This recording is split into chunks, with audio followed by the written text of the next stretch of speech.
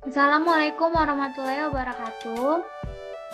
Saya Hilda Mutiara Fani. Di sini saya akan mempresentasikan tentang software proses model. Pertama-tama, perkenalkan nama saya Hilda Mutiara Fani dengan NPM 21150610069 dari kelas PSTID, jurusan Teknik Elektro, Prodi Teknik Informatika. Pertama, saya akan mempresentasikan tentang pengertian software proses model. Software proses model adalah proses pemodelan seorang developer untuk melakukan pengembangan dan pembangunan sebuah software yang didasarkan atas ukuran besar kecil proyek pembangunan atau pengembangan software yang akan dilaksanakan. Dengan software proses model dapat menjadi suatu standarisasi pendeskripsian informasi yang diperoleh developer atau pengguna atau customer untuk diolah sehingga membentuk rancangan-rancangan terstruktur yang membantu mempermudah developer dalam melakukan pembangunan software yang efektif dan efisien. Selanjutnya yaitu System Development Life Cycle atau SDLC. SDLC adalah kependekan dari System Development Life Cycle atau dalam bahasa Indonesia disebut siklus hidup pengembangan sistem. SDLC adalah siklus yang digunakan dalam pembuatan atau pembangunan sistem informasi yang bertujuan untuk menyelesaikan masalah secara efektif. Adapun beberapa pengertian SDLC menurut para ahli. Yang pertama yaitu menurut Profesor Dr. Sri Mulyani, SDLC adalah proses logika yang digunakan oleh seorang analisis sistem untuk mengembangkan sebuah sistem informasi yang melibatkan recruitment, validation, training, and pemilik sistem. Yang kedua, menurut Turban, SDLC atau siklus hidup pengembangan sistem adalah metode pengembangan sistem tradisional yang digunakan sebagian besar organisasi saat ini. SDLC adalah kerangka kerja atau framework yang terstruktur yang berisi proses sekuensial di mana sistem informasi dikembangkan. Yang ketiga, menurut Azhar Susanto, sistem SDLC adalah suatu metode pengembangan sistem informasi yang populer pada saat sistem informasi pertama kali dikembangkan. Lalu, dari semua pengertian tersebut dapat disimpulkan bahwa pengertian SDLC adalah siklus atau tahapan yang digunakan dalam pembuatan atau pengembangan suatu sistem informasi agar pengerjaan sistem berjalan secara struktur, efektif, dan sesuai dengan tujuan yang diinginkan. Adapun tahapan pada SDLC, yang pertama yaitu perencanaan sistem atau system planning, yang mana lebih menekankan pada aspek studi kelayakan pengembangan sistem atau feasibility study, yang mana aktivitasnya itu meliputi pembentukan dan konsolidasi tim pengembang, mendefinisikan tujuan dan ruang lingkup pengembangan, mengidentifikasi apakah masalah-masalah yang ada bisa diselesaikan. Yang kedua yaitu analisis sistem. Pada tahap ini, sistem akan dianalisis bagaimana akan dijalankan nantinya. Hasil analisis berupa kelebihan dan kekurangan sistem, fungsi sistem, hingga pembaharuan yang dapat diterapkan. Bagian ini termasuk dalam bagian perencanaan. Yang ketiga yaitu perancangan sistem. Tahap ini akan menghasilkan prototipe dan beberapa output lain meliputi dokumen berisi desain, pola, dan komponen yang diperlukan untuk mewujudkan proyek tersebut. Tahap ini ialah tahap di mana seluruh hasil analisis dan pembahasan tentang spesifikasi sistem diterapkan menjadi rancangan atau cetak biru sebuah sistem. Yang keempat yaitu implementasi dan pemeliharaan merupakan tahap akhir dalam pembuatan SDLC. Di tahap ini, sistem sudah dibuat, diuji coba, dan dipastikan dapat bekerja optimal. Setelah tahap pembuatan selesai, dilakukan implementasi dan pemeliharaan oleh pengguna. Yang kelima yaitu pemeliharaan sistem yang sudah dibuat sangat penting untuk referensi di kemudian hari. Pemeliharaan ialah tahap akhir yang menjadi permulaan fase yang baru yaitu penggunaan.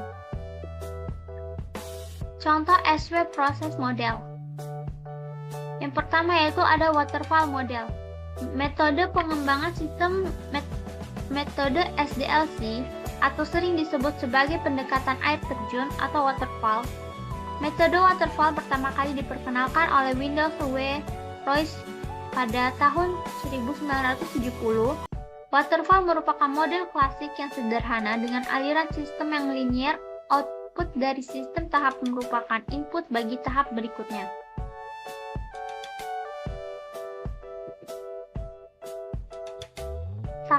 Adapun tahapan pada metode waterfall yaitu yang pertama ada recruitment. Di dalam tahapan ini, persyaratan potensial dari aplikasi dianalisis secara metodis dan ditulis dalam dokumen spesifik yang berfungsi sebagai dasar untuk semua pengembangan di masa mendatang. Ini akan menghasilkan dokumen persyaratan yang menentukan apa yang harus dilakukan aplikasi, bukan bagaimana cara melakukannya. Yang kedua, analisis. Selama tahap kedua dari metode waterfall, sistem akan dianalisis untuk menghasilkan model dan logika bisnis yang akan digunakan dalam aplikasi. Desain tahap ketiga yang ketiga itu desain. Pada tahap ini secara umum mencakup kepentingan desain teknis seperti bahasa pemrograman, lapisan data, layanan, dan coding. Yang keempat yaitu coding, sumber kode yang sebenarnya akhirnya akan ditulis pada tahap keempat metode waterfall ini. Hal yang akan diterapkan mulai dari model, logika bisnis, hingga integrasi layanan yang ditentukan di tahap sebelumnya. Yang kelima yaitu testing. Ketika tahap ini dilakukan, umumnya Q&A, beta tester, serta orang yang menguji aplikasi akan menemukan berbagai masalah dalam aplikasi yang harus diselesaikan. Melaporkan masalah sangat penting dalam tahap ini. Tak jarang mengulang atau merombak fase coding sebelum harus dilakukan agar semua bug yang ada dapat dihilangkan. Yang keenam, operasi. Di tahap ini, aplikasi siap digunakan dan disebarkan ke publik, namun pemantauan dan perbaikan tetap diperlukan agar semua fungsi tetap berjalan dengan baik. Adapun kelebihan dan kekurangannya, yang pertama kelebihan yaitu tahap proses pengembangan tetap atau pasti, mudah diaplikasikan dan prosesnya teratur.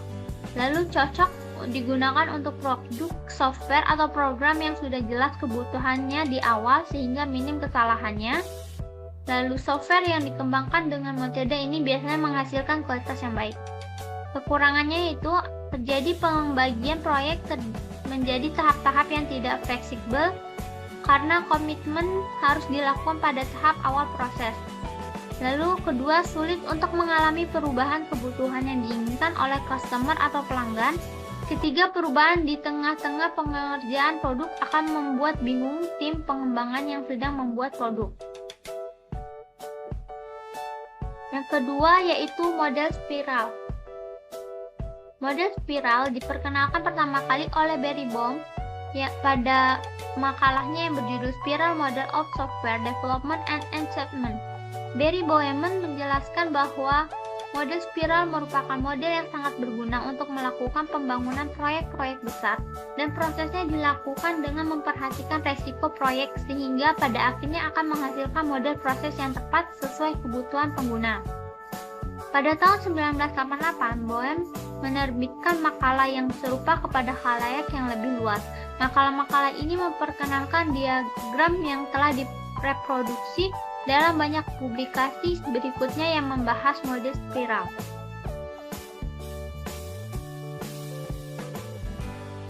Tahapan model spiral. Yang pertama yaitu tahapan liaison.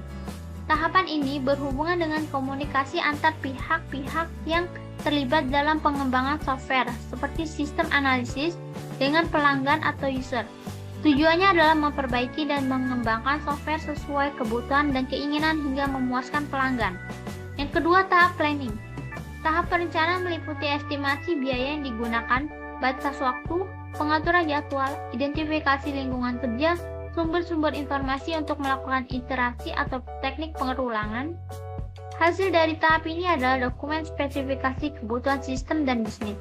Yang ketiga yaitu tahap analisis risiko. Tahap analisis risiko berfungsi untuk mengidentifikasi risiko yang berpotensi akan terjadi dan menghasilkan solusi alternatif secara teknis dan manajemen saat strategi mitigasi atau upaya untuk mengurangi risiko bencana direncanakan dan diselesaikan. Yang keempat, tahap rekayasa atau engineering. Beberapa kegiatan yang akan dilakukan yaitu menguji, coding, dan mengembangkan software, membuat laporan atas kekurangan dari software agar segera diperbaiki. Yang kelima yaitu tahap evaluasi. Sistem analisis membutuhkan masukan dan tanggapan dari para user dalam mengevaluasi perangkat atau produk yang diuji dan memastikan bahwa produk dibutuhkan sesuai ketentuan yang telah dibicarakan di awal dengan user. Lalu kelebihan dari model spiral yaitu pertama, pembangunan dan perubahan perangkat lunak yang terjadi dapat diselesaikan secara sistematis. Kedua, mudah dalam mengestimasi biaya karena proses pembuatan prototipe yang jelas dan terencana dalam tahap yang sistematis. Lalu yang ketiga, manajemen dan analisa risiko yang lebih cepat dan mudah. Lalu kekurangannya yaitu tidak cocok dan sulit diimplementasikan dalam proyek kecil. Kedua, memakan waktu yang cukup lama. Ketiga, membutuhkan best practice atau pengalaman sebelumnya karena proses yang sangat kompleks. Yang ketiga, resiko dalam tahap planning cukup besar, misalnya terjadi perbedaan dalam jadwal pengembangan dan anggaran belanja.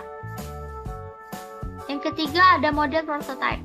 Model prototype merupakan suatu paradigma baru dalam metode pengembangan perangkat lunak, di mana metode ini tidak hanya sekedar evolusi dalam dunia pengembangan perangkat lunak, tetapi juga merevolusi metode pengembangan perangkat lunak yang lama, yaitu sistem sekuensial yang biasa dikenal dengan nama SDLC atau Waterfall Development Model. Tahapan model prototype yang pertama yaitu recruitment atau gathering and analysis.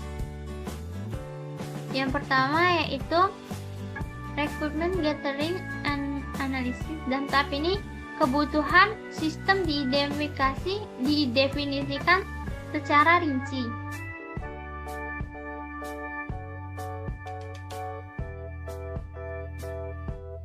Dalam prosesnya, klien dan tim developer akan bertemu untuk mendiskusikan detail sistem seperti apa yang diinginkan oleh user.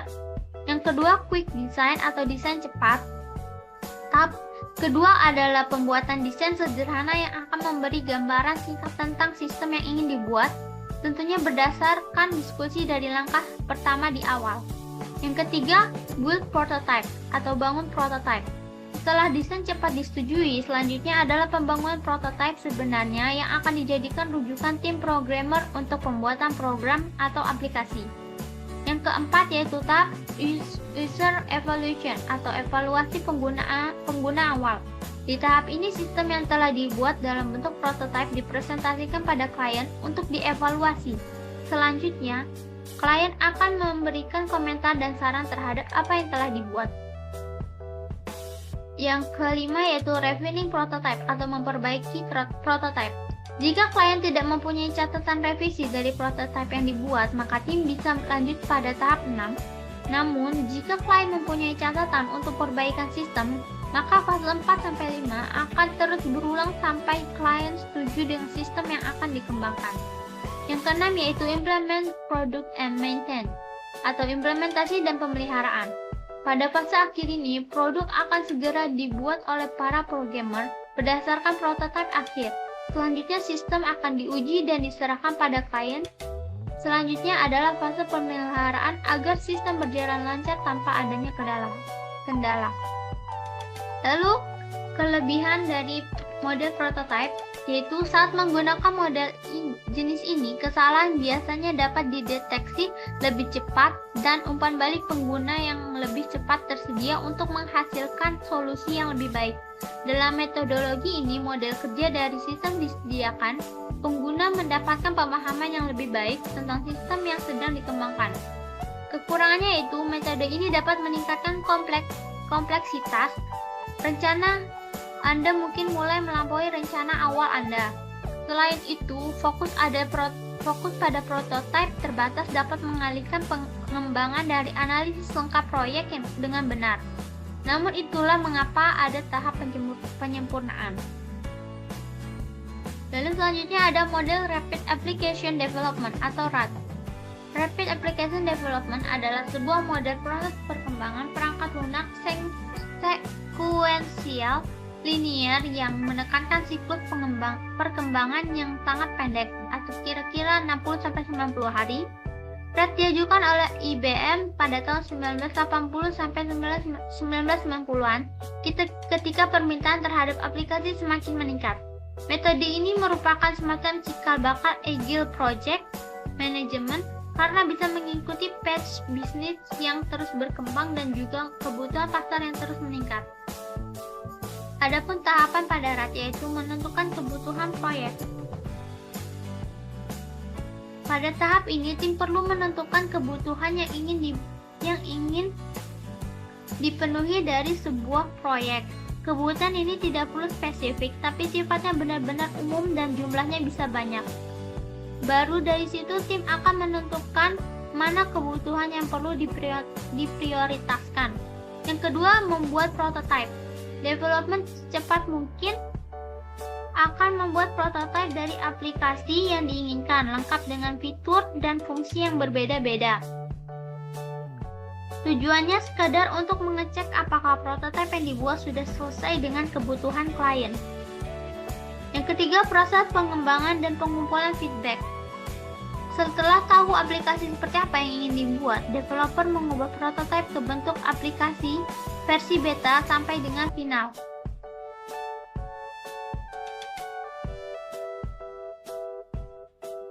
Lalu, yang keempat, implementasi dari final produk.